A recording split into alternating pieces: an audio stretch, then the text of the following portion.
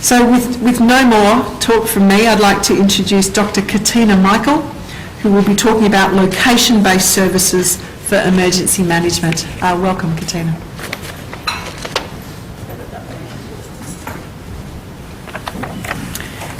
Thanks very much, Kate. Ladies and gentlemen, welcome to my talk titled Location-Based Services for Emergency Management. It's a case study which I hope will bring a few of the questions and discussion issues we've raised this morning all together.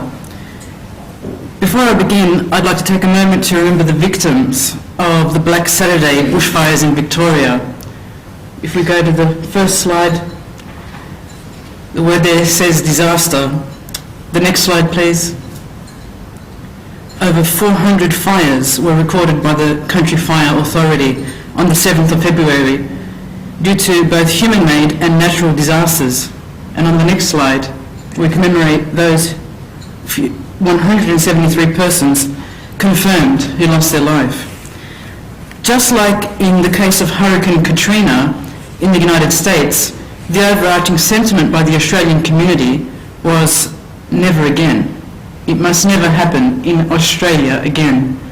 If we go to the next slide, that's emphasised. Those of us working and researching in this space do not claim that we have the ability to overcome a natural disaster, but we can introduce procedures and we can put forward existing technologies to aid in minimising the loss of life and allow stakeholders to coordinate better responses before, during and after a disaster, introducing a level of resilience in the community through near real-time communications, if not real-time communications, as is just happening today in this room via the microblogging. Next slide, please. In April of 2009, the Victorian Bushfire Royal Commission commenced and heard from a variety of stakeholders, including victims. And just last week, the Commission published an interim report into the disaster, handing down 51 separate recommendations. Next slide, please. I encourage you all to visit that website. It's quite enlightening. And that's what we're going to go over, the story that should never have happened the way it did. In Chapter 4 of the interim report, on the next slide, we read about a 2005 government study, not 2008, a 2005 government study that was only summoned through the Royal Commission. This study was only made public at that time. It was titled Catastrophic Disaster Report, and it found that whilst existing state and territory and national emergency management arrangements were robust, Australia was not as prepared as it should have been to manage the consequences of a catastrophic disaster impacting the country if it so happened.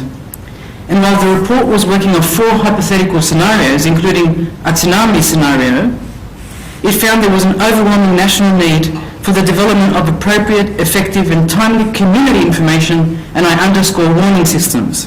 It also emphasised the desirability of a national approach and the potential counterproductive consequences of disparate systems, non-standard systems, non-interoperable systems being developed in isolation. Next slide, please.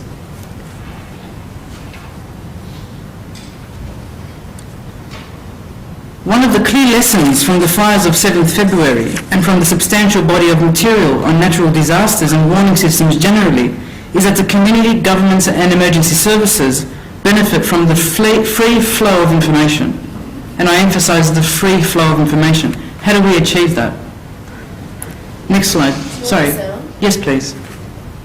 What we had in place prior to the Victorian bushfires was this type of early warning system.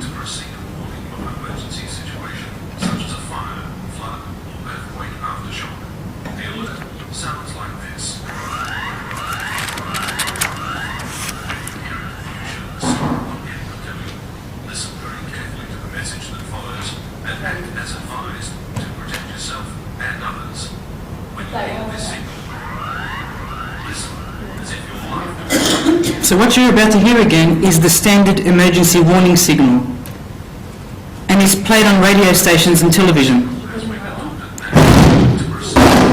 Emergency situation such as a fire, flood or earthquake aftershock. The alert sounds like this. When you hear it, you should stop what you are doing. Listen very carefully to the message that follows and act as advised to protect yourself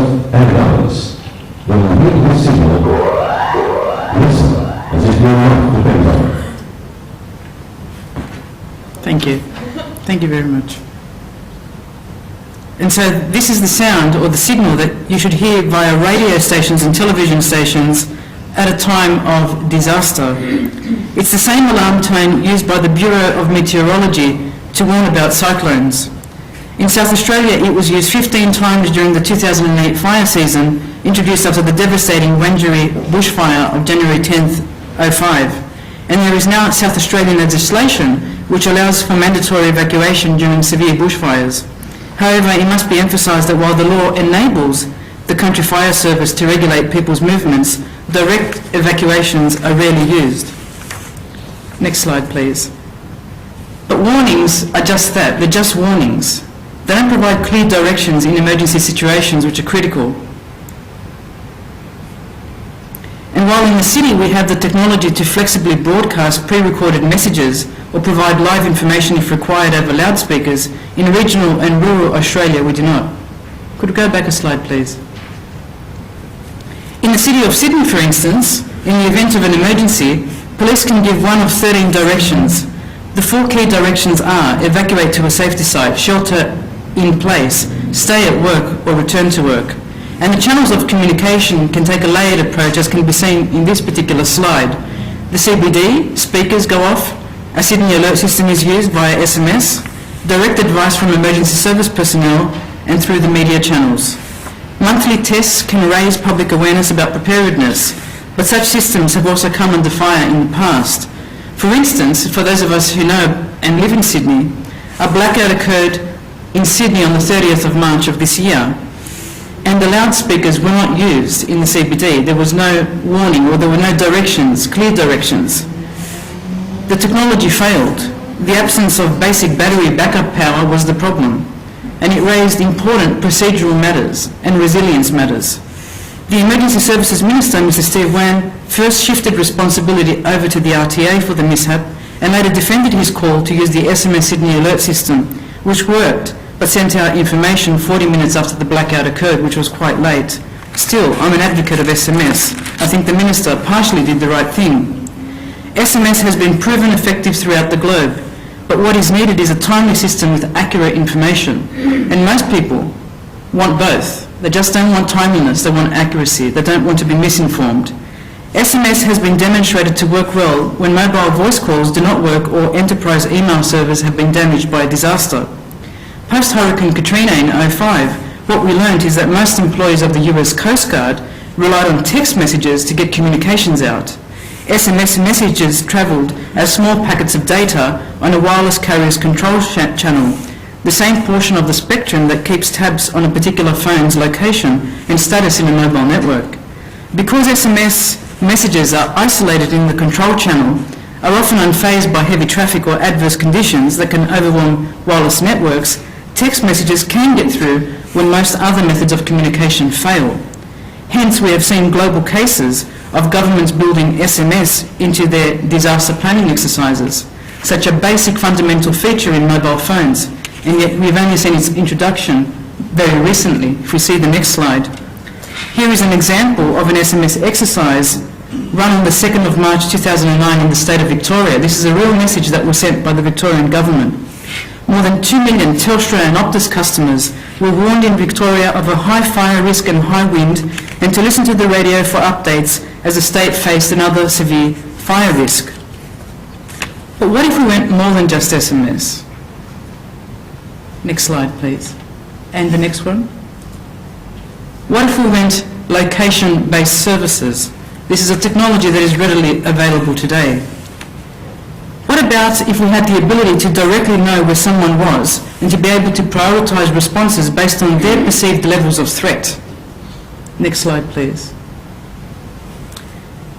I must point out to the fact that on the day of the bushfires, the 000 number was overwhelmed. Some people could not get through after trying several times. On Black Saturday, residents say the 000 emergency number went unanswered on many occasions.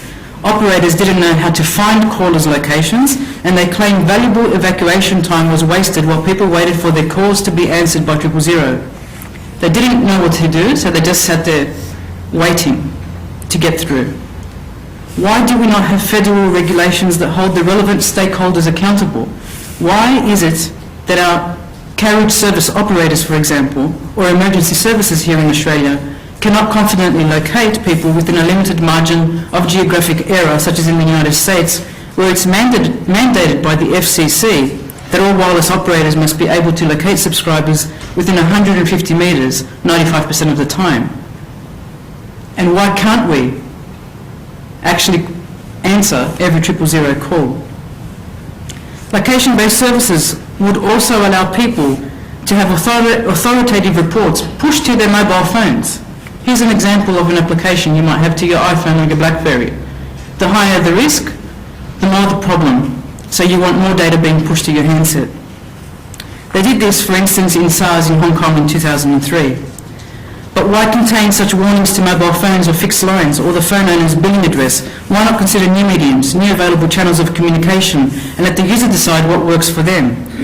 If we go to the next slide, and the next slide, and the next slide, please. What if we built resilience using microblogging, for instance? Next slide. Next slide. And the next slide. Australia to use Twitter for bushfires. We're not just using Twitter for public sphere. What if the individual could send back and communicate to the government through mediums such as Web 2.0 or mobile infrastructure? Why not consider the ability to use location-based microblogging? We're talking about mobile location-based services using social networking. So you have your Twitter 160-character message, but you also have the location built in via the handset or whatever other IP device you're using. Could we please go to the next slide? So flows of communications must be duplex.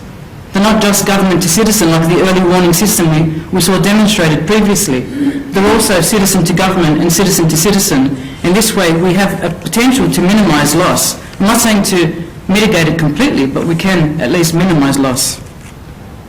Next slide. But we need to do a few things before we do that. It's good that we now have an emergency declaration, which is now part of the Privacy Act of 1988, and it was signed 2 days after the disaster by John Faulkner. The declaration allows for the collection, use and disclosure of personal information in emergencies and disasters. This seems like a no-brainer. Who wouldn't want to save their life? However, after rolling out a large national survey, we realised that most Australians don't have a problem with privacy during emergencies, but they still have a problem with trust. Trusting the government with their details, for instance. I'd like to move forward now, conscious of time. Next slide, please. And talk about a 10-year act, over 10 years, which hasn't been updated. The Commonwealth Telecommunications Act of 1997, which does not hold organisations like Telstra, Optus and the other operators, does not hold them accountable for determining the location of an individual to some degree of accuracy using mobile phones. This must change. We need to change this regulation. Next slide, please. We also need to secure the integrated public number database, because where these innovations can work, they can solve problems. There are also a number of risks associated with them. Getting access to people's home address, billing details, and also location information. The next slide, please. I conclude that technology is a significant part of the total emergency response problem, but it's only a part. And from our research in the following slide and last slide, what we want to emphasise is that while this technology is great, it also comes with its risks. In the final slide, we see the main issues are who is accountable, who is responsible, what is the role of the mobile operator, what standards should be used, are there technical limitations, and where is the policy? And finally, looking at the risks, what about SMS hoaxes? What kind of chaos could that introduce? How and what do we communicate via SMS? What about the potential security breaches in the large databases? And what about disinformation, reliability and accuracy and trust issues? These are all facets we need to consider before we deploy Web 2.0 for emergency management disaster relief, but I think it is something well worth the risk. Thank you.